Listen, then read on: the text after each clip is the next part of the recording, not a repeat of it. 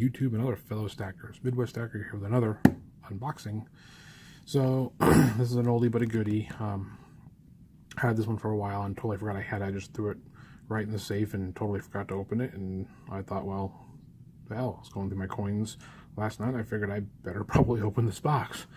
Considering I never opened it, I don't even know if the order's right. Crazy, I know, ridiculous. Just don't have enough time in the day. I'm making these videos from work at this point because that's the only quiet time I can get, if you will. So yeah, another Provident Metal order, and it makes me spark a few questions of what's going on with Elemental and our rounds that our 2-ounce rounds that we love to purchase. Is there going to be any more? Is it done and over with? You know, what's the status? What's the outcome going to be? You know, have we wasted our money? I mean, granted, silver, but you know, is there any reinvestment value on this stuff? This is my cheap gas station knife. I didn't buy it. Someone knows I love zombies, so they got this. It was probably like $10 at a gas station. Not very sharp. It's okay. It serves its purpose. It's a box cutter for here at work. So yeah, placed this order a while ago. And like I said, just threw it in the safe. Didn't really think much of it. And now I'm unboxing it for you guys. So I know you've all seen this before. I have not seen these in person yet, so I'm pretty excited. There it is. So, silver clear capsules, right? Is that a thing? Made with pure 5/9 silver in there. It's so fine, you can't even see it. Anyways. Get the paperwork out of the way here. Not drop anything on my face.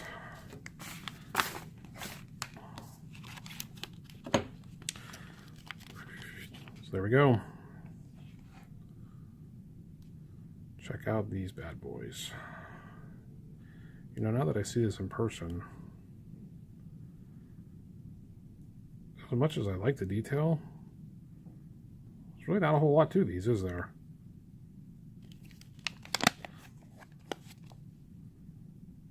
Back's cool. That's got a lot of detail in there. There's really not a whole lot of detail going on here.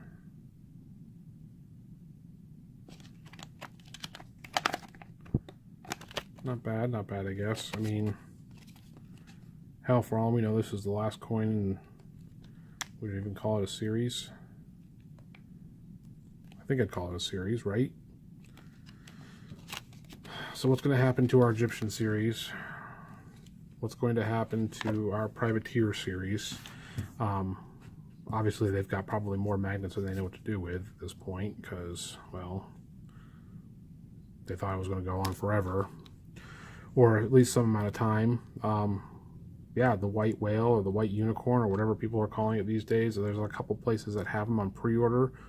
Some places are gouging you. Some places are actually pretty competitively priced. The only problem is I've never bought from these places before, so I actually have to send them a paper check or a money order, and there's a hold time, and I just, you know, I'd even pay a little more if it was like at Amex. Just a place I've done business with that takes, you know, wire transfers or Bitcoin, or I don't know. I'm leery of these weird one-off, you know, silver bullion, gold bullion dealers they really haven't proven me. You know, government is pretty good. JM Bullion's good. You know, the big one. Monarch is good. These crazy one-off ones, I'm just not sold on. Gotta do some more research before I place an order. Even so, it is only $100 or so. So, yeah. So this could be the last of the series. I'm kind of sad about that. I really liked this series.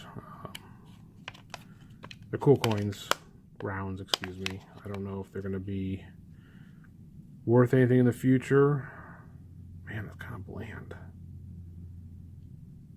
Not really eye-popping, is it?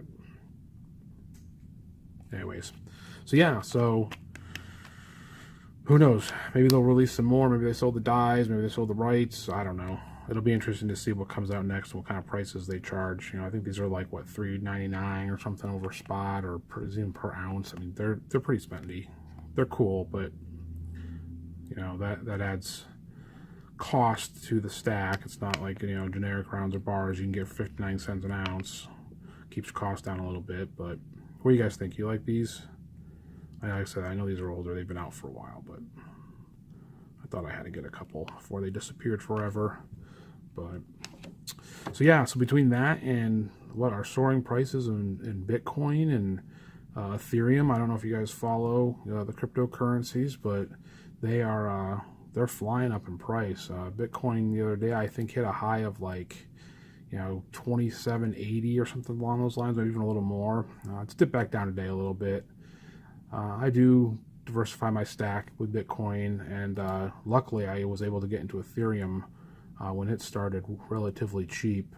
I mean, it was, I think I paid $12 or $13 a coin, and I didn't put a whole lot of money into it because, a lot of these coins are fly by night, right? They go up to a couple bucks and then they get dumped and then they're worth nothing. And I mean, it's a huge Ponzi scheme, but the Ethereum, the people that are looking to invest in it's actually driving that price up something fierce. So if you guys haven't looked into cryptocurrencies, do some research. Remember, never invest more than you can afford to lose. I'll leave a link down below to Coinbase, is the company I use for my online wallet. If you sign up and drop $100 in there, we both get $10 free. They're pretty good. They're pretty solid. I've not had any issues with Coinbase. They've got a bunch of rules and regs behind getting money in and out, but that's good. I'd rather have it somewhat controlled than Wild Wild West, and people can just deposit or withdraw anything. I guess I'd rather have a little more regs around it than not. That way, if there's trackability to my account and stuff like that. So, and Coinbase does a pretty good job. I mean, they're not the best, they're not the worst. It's just like everybody else.